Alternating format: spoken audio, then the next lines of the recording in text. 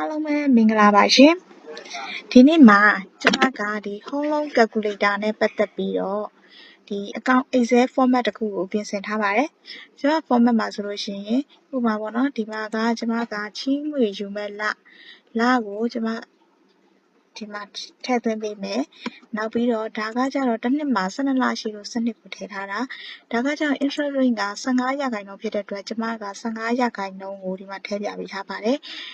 လက်ရှိမှာတော့ကျွန်မက principal loan ကိုထည့်သွင်းပြထားတဲ့အတွက်ဒီနေရာမှာ formula ပဲရေးသွင်းထားတာဖြစ်လို့လောလောဆယ်ကိန်းဂဏန်းတွေဘာမှမရှိဘူးပေါ့နော်လက်ရှိကျွန်မက principal loan အနေနဲ့350ချီးငွေကိုသာယူခဲ့မယ်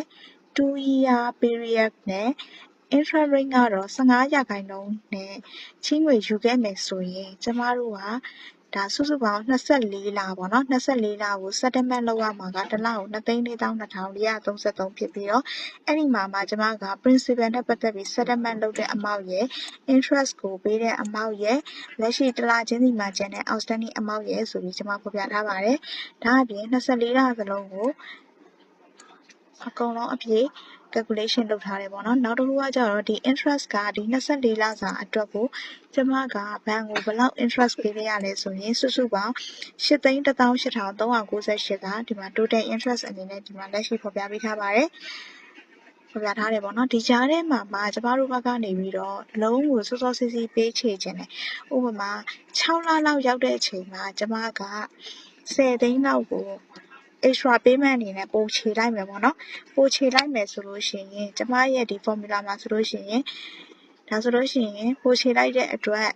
ကျမတို့က interest မှာလည်း5,98,981 ကျပ်ပဲပေးရပြီးတော့ interest saving အနေနဲ့2သိန်းကျော်က2,19,429 ကျပ် saving ဖြစ်သွားပြီတိုင်း saving အနေနဲ့ကြည့်မယ်ဆိုရင်တော့9လ saving ဖြစ်မယ်ပေါ့နော်ဒါကိုဒီဟာနဲ့ပတ်သက်ပြီးတော့ကျမကဥပမာပေါ့နော်payment settlement ကိုတော့ amount ကိုတော့မလျှော့ချင်ဘူးဒါပေမဲ့